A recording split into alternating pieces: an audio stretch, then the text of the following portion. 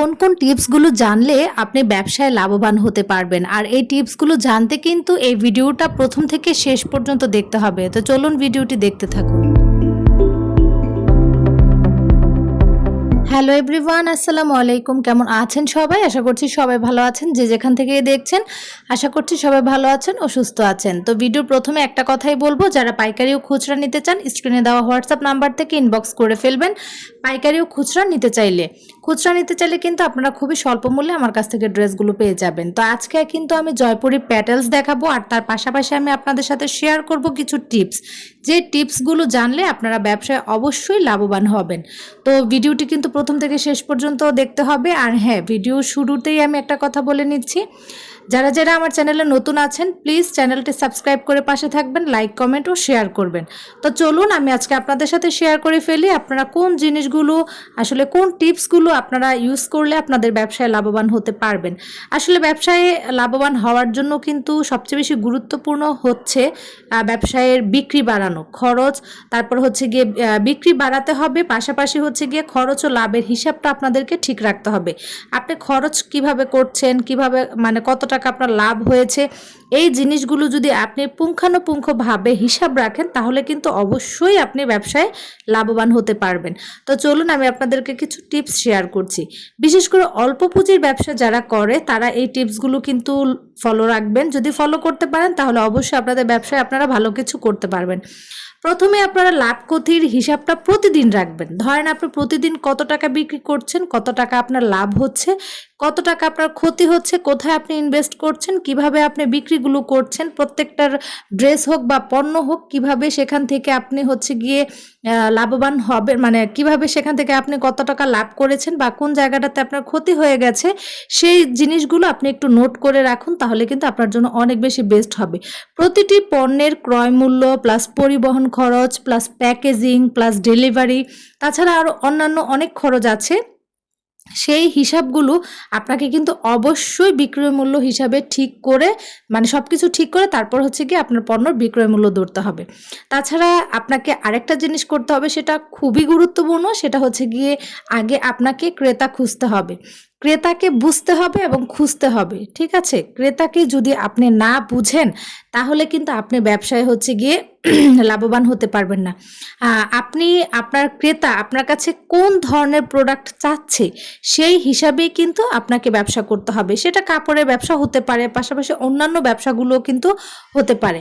আচ্ছা, তার মাঝখানে বলে নেই, আমি যে জয়পুরি প্যাটেলসগুলো দেখাচ্ছি, একটা ড্রেস আমি আপনাদেরকে খুলে দেখালাম পুরোটা, যেন বাকি ড্রেসগুলো আপনারা বুঝতে পারেন আসলে ডিজাইনটা কেমন হবে। আর একদম র ভিডিও দেখাচ্ছি, কোনো এডিট ফেডিট করা ভিডিও না। সো আশা করছি কালারগুলো আপনারা বুঝতে পারছেন। প্রত্যেকটা ড্রেস কিন্তু খুবই সুন্দর এবং কোয়ালিটিফুল। তো চলেন, আমি কিন্তু আপনাদের সাথে দুইটা টিপস অলরেডি শেয়ার করে ফেলেছি। লাভ ক্ষতির হিসাব রাখতে হবে আর ক্রেতাকে বুঝতে হবে। পাশাপাশি কিন্তু আপনাকে শুরুতেই হচ্ছে গিয়ে একটা কাজ করতে হবে। ব্যবসা শুরুতে আপনি অনেক বেশি মালামাল কখনোই তুলবেন না। আগে আপনাকে অল্প অল্প করে তুলে দেখতে হবে যে আসলে আপনার ক্রেতারা আপনার কাছ থেকে কেমন ধরনের প্রোডাক্ট চাচ্ছে। শুরুতেই যদি আপনি অনেক বেশি প্রোডাক্ট তুলে ফেলেন এবং সেগুলো বিক্রি না করতে পারেন, প্রথমেই কিন্তু আপনি ব্যবসায় লস খেয়ে যাবেন। প্রথমে অল্প অল্প করে বিভিন্ন ডিজাইন নেবেন, সেগুলো দ্রুত মানে বিক্রি করে ফেলবেন। দ্রুত বিক্রি করলে আপনার জন্যই ভালো হবে। তারপর হচ্ছে গিয়ে আস্তে আস্তে আপনার ব্যবসায় বিনিয়োগটা বাড়াতে হবে। পাশাপাশি আপনার ফেসবুক, হোয়াটসঅ্যাপে কিন্তু নিয়মিত প্রচারগুলো করতে পারেন। এখন যেহেতু অনলাইনে ফেসবুকের মাধ্যমে অনেকেই ব্যবসা করছে, তাই আপনি ফেসবুকের মাধ্যমেই কিন্তু আপনার ব্যবসায় প্রচার প্রসার করতে পারেন। সেক্ষেত্রে আপনাকে অবশ্যই কাপড়ের মান, তারপরে কাপড়ের মাপ, দাম, রং এবং ডেলিভারি চার্জ সব কিছু একদমই স্পষ্টভাবে উল্লেখ করতে হবে ক্রেতার কাছে, নয়তো কিন্তু আপনি ভালোভাবে বিক্রি করতে পারবেন না। তাছাড়া আরেকটা টিপস আমি শেয়ার করছি, সেটা হচ্ছে গিয়ে ক্রেতার বিশ্বাস অর্জন। আর এই বিশ্বাসটা আপনি কিভাবে অর্জন করবেন বলেন তো? এই বিশ্বাসটা আপনি তখনই অর্জন করবেন যখন আপনার প্রোডাক্ট আপনি ভালো দিতে পারবেন, আপনার প্রোডাক্টের মান ভালো হবে, তখনই আপনি বিশ্বাস অর্জন করতে পারবেন।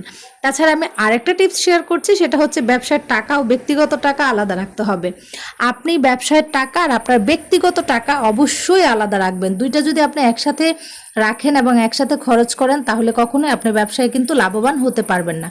তাছাড়া আরেকটা টিপস হচ্ছে আপনার ব্যবসায় হচ্ছে দ্রুত বিক্রি হওয়ার পণ্য, যেই পণ্যটা আপনার ব্যবসায় দ্রুত বিক্রি হচ্ছে, মানে মানুষ খুব পছন্দ করছে, খুব চাহিদা, সেই পণ্যটা আপনাকে কিন্তু পুনরায় তুলতে হবে, তা না হলে কিন্তু আপনি ব্যবসায় অতটাও লাভবান হতে পারবেন না। যেই পণ্যের চাহিদা বেশি সেই পণ্য নিয়ে কিন্তু আপনার ব্যবসাটা আগানো উচিত।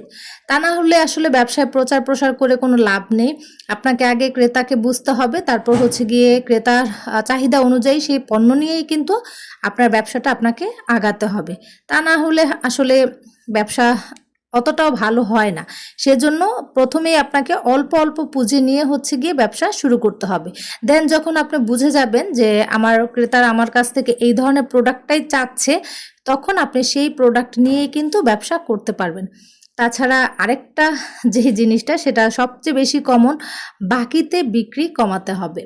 আমরা অনেকেই ঘরে বসে পরিবারের সদস্যদের কাছে, তারপর আশেপাশে পাড়া প্রতিবেশী বলেন, আত্মীয়স্বজন বলেন, ঠিক আছে, পরিচিত জনদের কাছে যে আমরা প্রোডাক্ট বিক্রি করি, আমরা অনেক সময় চোখে লজ্জায় হচ্ছে গিয়ে আমরা বাকিতে বিক্রি করে ফেলি, আমরা বলতে পারি না। এই কাজটা কখনোই করা যাবে না। এই কাজ যদি আপনি একবার করে ফেলেন, আপনি কিন্তু আপনার ব্যবসায়ে লাল বাতি জ্বালাতে হবে, ঠিক আছে? কারণ পরিচিত জনদের কাছে যখন আপনি বাকিতে বিক্রি করবেন, সেক্ষেত্রে দেখা যাবে কি আপনি টাকাটা সময় মতো তাদের কাছ থেকে উঠাতে পারবেন না। সেজন্য আপনার ব্যবসায় কিন্তু মানে বড় ধরনের একটা লস হবে। কারণ যেহেতু আপনি অল্প পুঁজি দিয়ে শুরু করছেন, এখন অল্প অল্প করে শুরু করছেন, সেই সময়ে যদি আপনি বাকি দিয়ে ফেলেন, তাহলে আপনি আপনার পুঁজিটা ওঠাবেন কি করে? তাহলে আপনার ব্যবসাটা আপনি বাড়াবেন কি করে? আবার আপনি পুঁজি এখানে ইনভেস্ট করবেন। তো আপনি এরকম পুঁজি ইনভেস্ট করতে করতে আর বাকি দিতে দিতে কিন্তু আপনার ব্যবসাটা একদমই নষ্ট হয়ে যাবে। সেক্ষেত্রে এই জিনিসটা অবশ্যই মাথায় রাখতে হবে যে বাকি দেওয়া যাবে না। তো চলেন, আজকে কিন্তু আমি আপনাদের অনেকগুলো টিপস শেয়ার করে ফেলেছি। আশা করছি এই টিপসগুলো আপনাদের খুবই ভালো লেগেছে। আর পাশাপাশি যে ড্রেসগুলো আমি আপনাদের দেখাচ্ছি, সেগুলো কিন্তু আপনারা আমার কাছে অ্যাভেলেবেল পেয়ে যাবেন। পাইকারিও নিতে পারবেন, খুচরাও নিতে পারবেন। আরেকটা কথা হচ্ছে, অনেকে আমাকে ইনবক্স করে বলে যে আপু কম দামে ভালো প্রোডাক্ট দেখাতে। তো দুঃখিত, আমি কিন্তু কম দামে ভালো কোনো প্রোডাক্ট দেখাতে পারবো না। কিছু কিছু প্রোডাক্ট দেখতে একরকম হলেও সেই প্রোডাক্টের সব ধরনের সবগুলোর যে গুণগত মান একই রকম হবে সেটা কিন্তু ঠিক নয়। অনেকে এসে আমাকে অনেক ধরনের ছবি দিয়ে থাকে, বলে যে এটার এত প্রাইস, ওটার এত প্রাইস। আসলে আমি তো প্রথমেই একটা কথা বললাম যে দেখতে একই রকম হলে যে গুণগত মানও একই রকম হবে, সেটা কিন্তু একদমই ভুল ধারণা। আবার অনেক আপুরা আমাকে ইনবক্স করে বলে যে আপু এরকম এরকম ড্রেস আনিয়েছি, তো দেখতে তো ভালোই ছিল, বাট কাপড় কোয়ালিটি একদমই ভালো না। তো যখন আমি তাদেরকে পরবর্তীতে জিজ্ঞেস করি যে আসলে প্রাইসটা কেমন, তারা প্রাইসটা আমাকে বললে আমি বুঝতে পারি যে আসলে এই প্রাইসে তো এই ধরনের কাপড়ই মিলবে, এর চেয়ে ভালো কাপড় কখনোই পাবে না। যাই হোক, আজকের ভিডিওটা এই পর্যন্তই। পাইকারি ও খুচরা নিতে হলে অবশ্যই ইনবক্স করতে হবে, কমেন্টও নাম্বার পিন করা থাকবে।